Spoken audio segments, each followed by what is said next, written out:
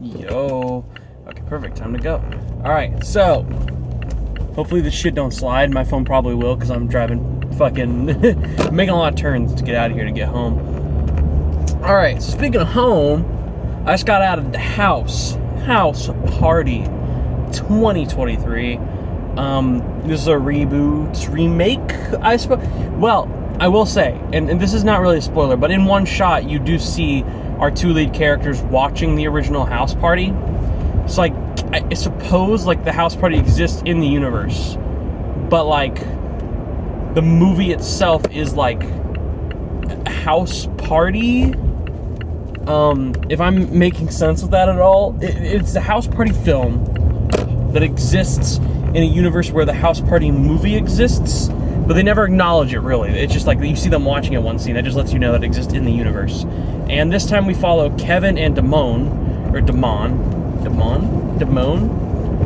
I forget how he says it. He says it in one way. It's the French way of saying it, Damone.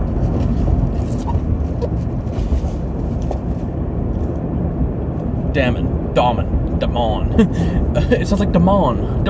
I'm Damon, man. That's all. Now I can think of his Jamaican shit. Jokes aside, Kevin needs money for his daughter. His parents are going to soon kick him out of the house as they're selling their house to move.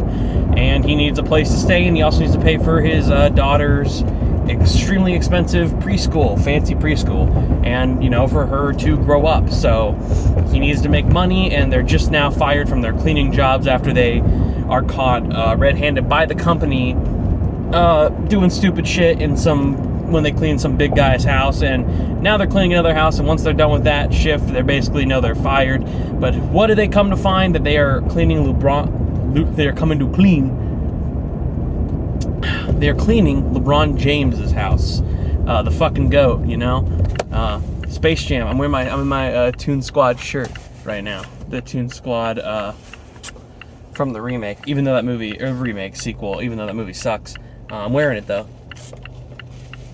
And LeBron is in this movie as well, but they decide, oh shit, he's on a meditation retreat in India. We have 2 weeks until he even comes back. We can fucking throw a giant ass party, invite all celebrities, tell him it's on LeBron. They charge money, they get all the hype up, that makes him money.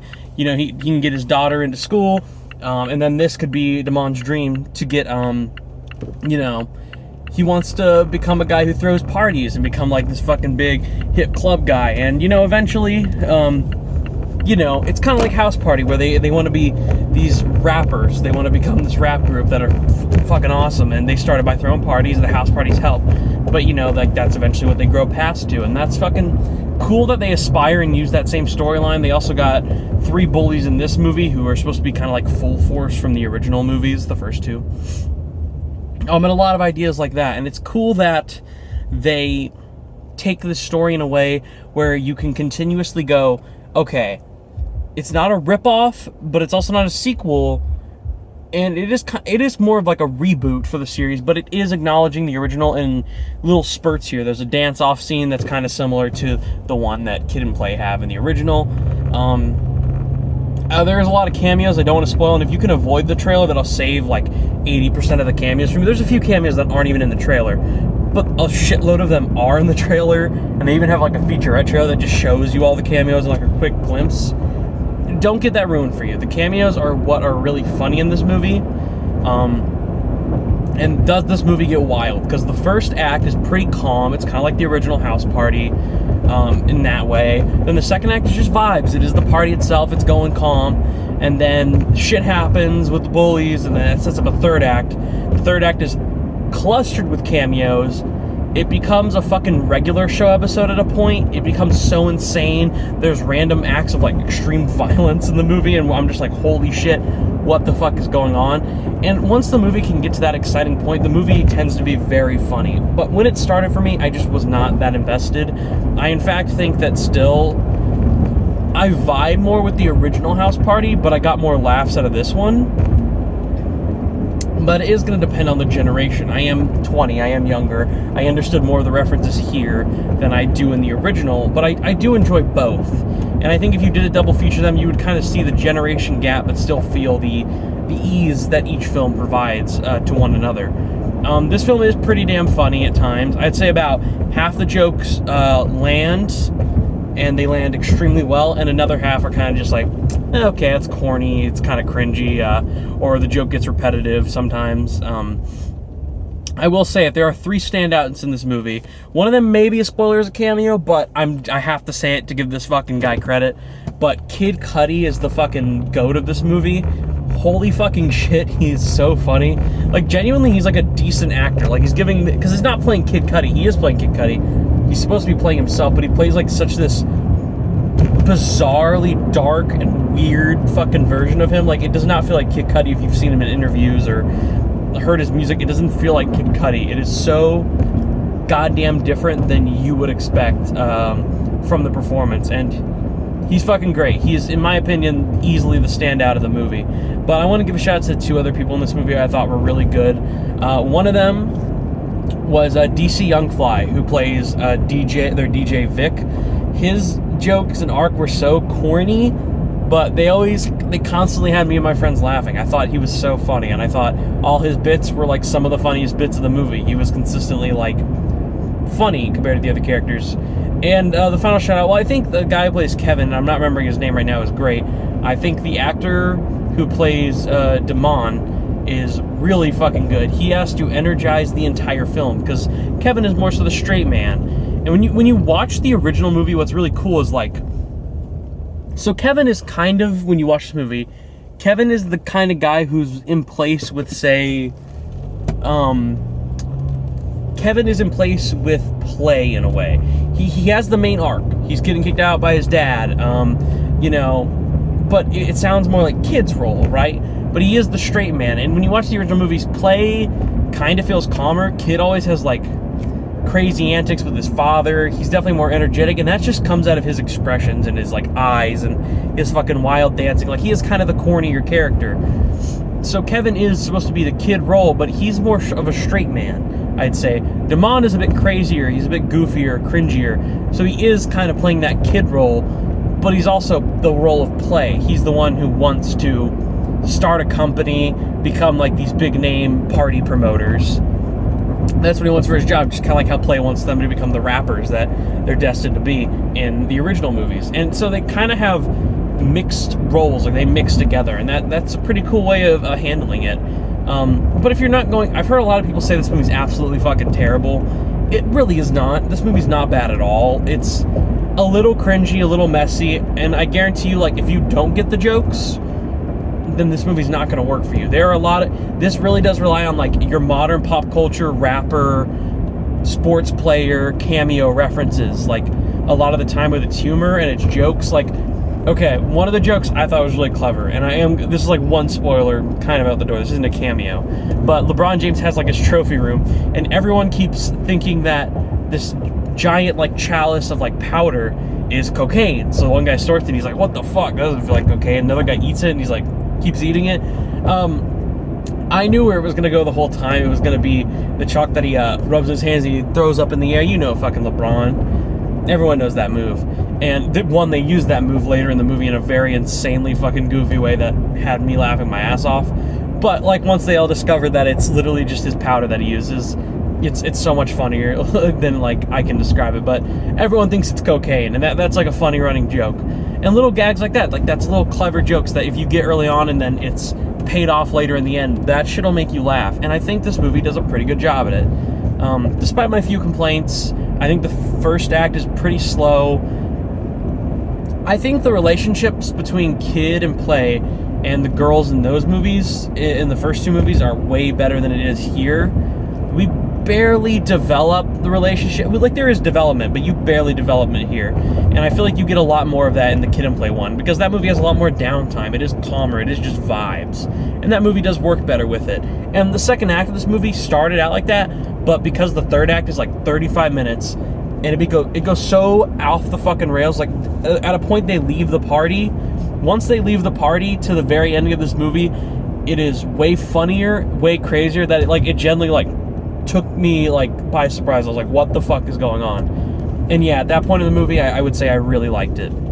That's when I appreciated that it was kind of the same film as the original, just not as funny though. And I was like, oh, this is gonna be like a 5 out of 10. That third act comes in, and for me, it saves it. and I think it makes it a bit more of a surprise and a funnier movie and a better time for me, honestly. Because I was really concerned I was going to leave not liking this. But yeah, I liked it. So, what the fuck can I say? It's not the best movie ever made.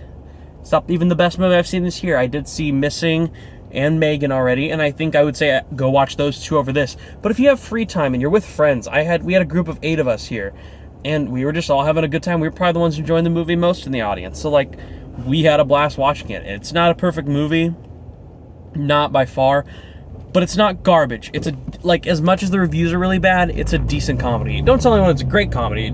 It's not great, but it's like a pretty fun time. I would maybe go back and check it out again if I'm with friends. Honestly, I would buy this on like Black Friday for like $5.99, and come back and check it out. Like, it's a pretty fun movie. It's nothing great, nothing special. I'm not gonna rewatch it all the time. It's not like a peak comedy, but it's solid. And if you can get a matinee ticket for it, or you're with friends and you guys just want a fucking movie to go see, you already seen Megan, I honestly would say this is a great one with friends. I would say see Megan with friends first. It's a bit more fun, but if not, House Party, decent time, honestly. It's pretty good. I would say it's a 6 out of 10. I would recommend it for a matinee. It's pretty fun. Go check it out if you've already seen the other movies this year. If not, I believe it's gonna hit streaming services. Not streaming services, like rental on Vudu and Movies Anywhere and stuff, in like 2 weeks, and then the Blu-ray's like 2 weeks after that, and then probably a few weeks after that it'll hit HBO Max, which, by the way, this was originally supposed to go straight to HBO Max, but then Warner Brothers, they decided to put this in theaters because they thought it was pretty funny and it had potential, so that shows hope. Honestly, so far, I haven't had a negative reviewed movie in January. This is probably the closest I've had, and this does kind of feel like a January comedy, but it surprised me in more ways than it like disappointed me or made me angry or bored me. So overall, solid film. Next review coming up. Sorry it's dark in this review because I'm driving, but I do these driving reviews sometimes because it's just easier to get my thoughts out while I'm driving and distract me from the shitty dangers of the road. The next review I should have up is for Missing. I've been waiting for the review embargo to drop on it because I know, like, I'm not a big YouTuber. No one will probably catch me, but I do like to kind of follow policy and not review a movie until, it should be reviewed. So I am going to wait on it for a few days, and, yeah, you'll get a review of Missing, which, let me tell you, pretty damn good. There's already reactions out, so I can say it's pretty damn good. Yeah. I'll get to a review of Missing soon. I'm seeing A Man Called Otto tomorrow, and I don't know if people are counting as a 2022 or 2023 movie, but I will also try and review that if I have time. But yeah, House Party, go check it out. I recommend Megan still more with friends, but if you have more time, or maybe Megan just really does not interest you, despite it seems to be it seems to be of interest to a lot of teenagers and people, this movie will probably be the other movie that'll do that. And like, if this looks fun to you, like, go check it out. It won't be horrible. I can tell you this is not a terrible experience. Don't go on your own. Go with friends. Like, try and get 1 or 2 friends at least to join you. Originally it's just supposed to be like 3 of us. Then it grew to 4, and then it grew to 5, and then by today it was 8. So, it became a bigger experience. But it's a fun time. Definitely recommend checking it out. And I'm home now, so once I pull in this shit, I will end the video. Oh, and yeah, I mentioned on my Instagram, but in case no one saw it here, my top 10 best movie review, video is delayed a little bit. I was going to do top 10 best movies video. Eventually in a month, I'm going to rank... I was going to rank everything I see, like in a giant live stream where everything I saw in 2022, so it'd be like 100 movies, 100 plus movies, honestly, ranked. But I recently have rented, and I also have the access on my Vudu account now to Till, Tar, and I want to watch Wendell and Wild and a few other movies still. So once I see at least Till, Tar, and Wendell and Wild, I will do the top 10 best videos. I'm not sure any of those will make my top 10. I just want to give them a shot. And there's 1 or 2 movies I actually want to rewatch that are in my top 10. So once I've done that, which will probably only take like a week, then I'll do a top 10 best video. So for now, I got a few reviews coming up. Yeah, so stay tuned. Top 10 best videos will come, but enjoy my top 15 most anticipated movies of this year, 2023, and my top 10 worst movies of 2022 video. Those seem to be getting like decent amount of views, so if you haven't seen them though, check them out. And yeah, House Party. What were your thoughts on it? Let me know. I'm curious if you all hated it like the reviews seem to be saying, or if you had a fun time with it. I'm very curious how this will be with audiences more than critics. And I'm on the positive critic side, so if I was a critic, it would go up a little bit on the tomato meter. Just saying. And yeah, that's it. 6 out of 10. Bye.